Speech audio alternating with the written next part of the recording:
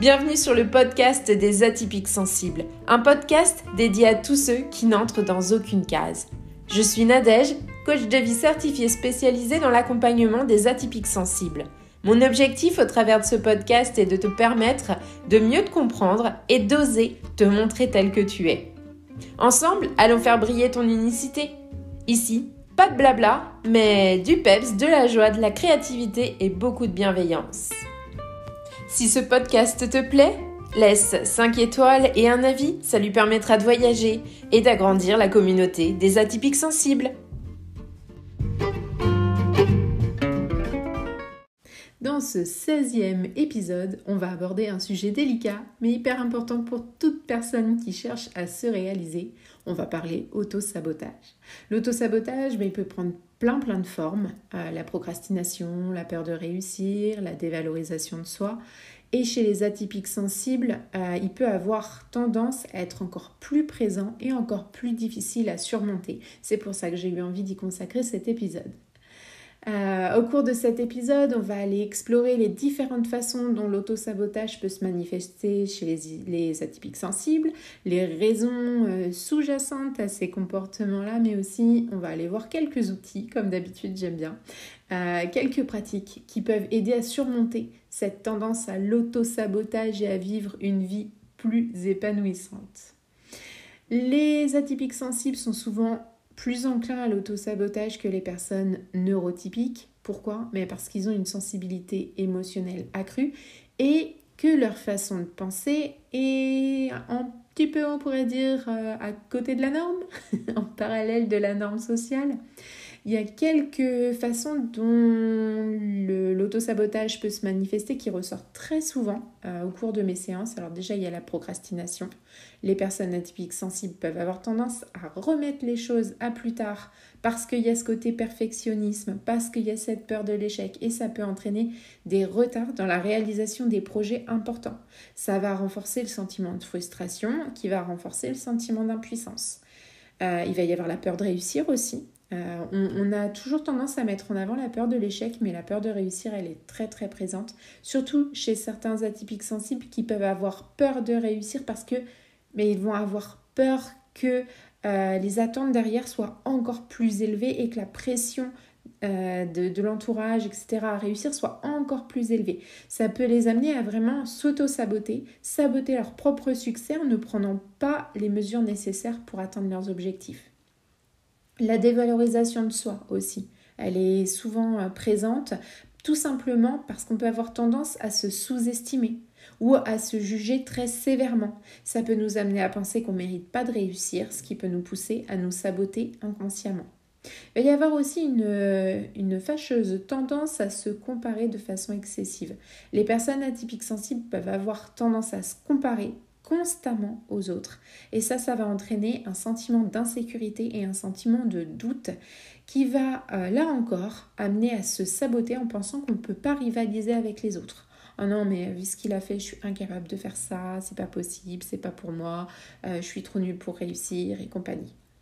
Et puis il y a le perfectionnisme, en général on le connaît bien, c'est vraiment ce côté j'ai des normes tellement élevées pour moi-même que je suis dans la recherche de la perfection à tout prix, tout le temps.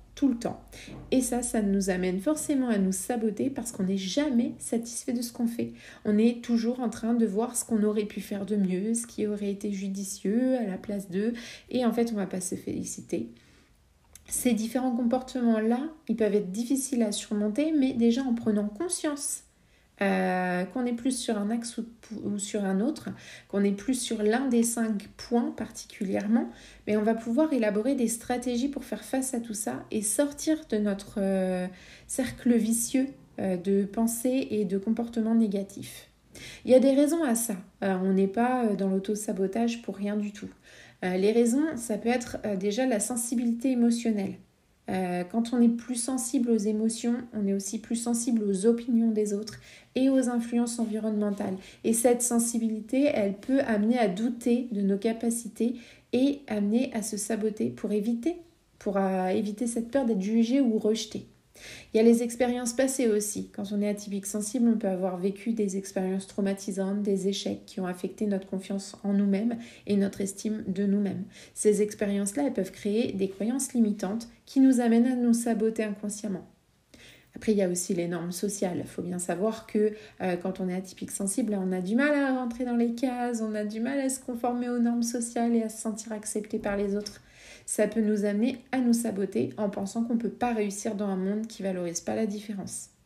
La peur de l'inconnu. Alors ça, celle-ci, elle est prépondérante.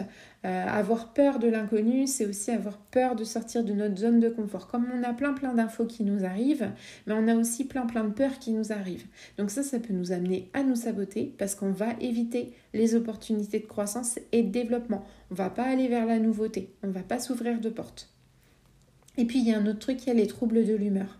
Les atypiques sensibles, ils peuvent être plus susceptibles de souffrir de troubles de l'humeur comme l'anxiété, la dépression, ce qui peut amener à se saboter parce qu'on va se replier sur nous-mêmes. On va éviter les situations difficiles, on va éviter les situations où on doit s'adapter, se suradapter. Donc là aussi, on se referme des portes. C'est important de comprendre que ces raisons-là, c'est pas des excuses pour s'auto-saboter. C'est des pistes pour mieux comprendre pourquoi on s'auto-sabote, qu'est-ce qui se cache derrière ce comportement et quelles stratégies on peut adopter pour y faire face. Alors, il existe plusieurs outils et pratiques qui peuvent vraiment aider à surmonter ces tendances à l'auto-sabotage et à vivre une vie plus épanouissante. Donc, c'est parti, il y en a 5. Premier, la pleine conscience. J'en parle souvent, mais c'est quelque chose qui a changé ma vie. Ça réduit l'anxiété, ça réduit le stress, ça augmente la confiance en soi, ça augmente l'estime de soi. Vraiment, être là, maintenant, à l'instant présent, sans jugement ni distraction, c'est un incontournable. La thérapie, elle peut aider à comprendre les causes sous-jacentes de l'auto-sabotage et à développer des stratégies pour y faire face. Parfois, tout seul, on n'est pas en condition pour aller creuser dans notre vie, dans notre passé, etc. On a besoin de quelqu'un pour nous accompagner.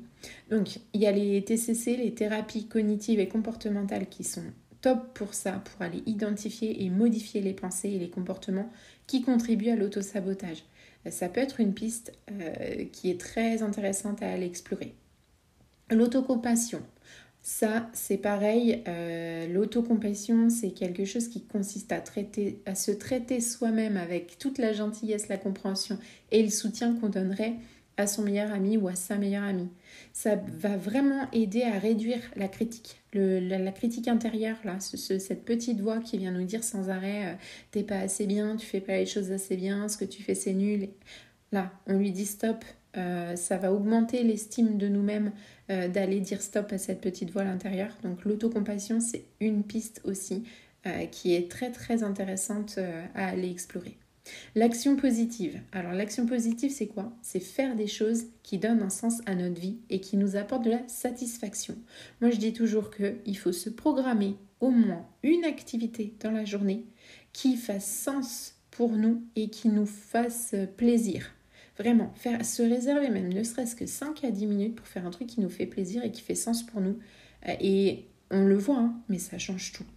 Ça aide à augmenter la motivation, ça aide à réduire l'auto-sabotage, ça encourage les comportements proactifs plutôt que les comportements passifs. Ça n'a que des bénéfices. Les activités de ressourcement. Alors ça, c'est les activités qui vont réduire le stress, qui vont augmenter le bien-être émotionnel. Ça peut être la méditation, le yoga, l'art-thérapie, la connexion à la nature, toute autre activité qui va apporter de la joie et de la détente.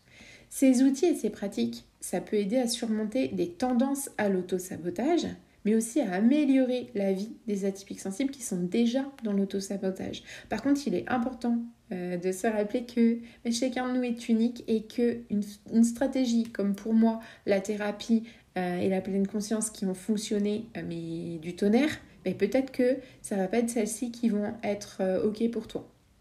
Il faut tester, il faut explorer, il faut trouver ce qui nous convient le mieux et ce qui convient à nos besoins individuels. Alors l'auto-sabotage, on l'a vu, ça peut être un défi pour les atypiques sensibles, mais c'est possible de surmonter cette tendance en utilisant des outils et des pratiques qui aident à développer soit la pleine conscience, qui aident qui aident à aller mieux comme la thérapie, qui vont faire baisser notre niveau de stress comme l'autocompassion, qui vont faire augmenter notre niveau de bonheur comme l'action positive, les activités de ressourcement. Bref, il y a plein de choses à faire. La meilleure des choses, c'est d'aller tester. Il est important de se rappeler qu'on est tous uniques et que ce qui convient le mieux à l'autre ne nous conviendra pas forcément à nous-mêmes. Donc il faut développer nos propres habitudes saines et travailler sur nous-mêmes pour pouvoir détecter ces bonnes habitudes qui vont améliorer notre vie. Si tu as aimé cet épisode, je te laisse mettre 5 étoiles, un petit commentaire, t'abonner ou partager sur les réseaux sociaux ou ailleurs. Et on se retrouve la semaine prochaine pour un nouvel épisode.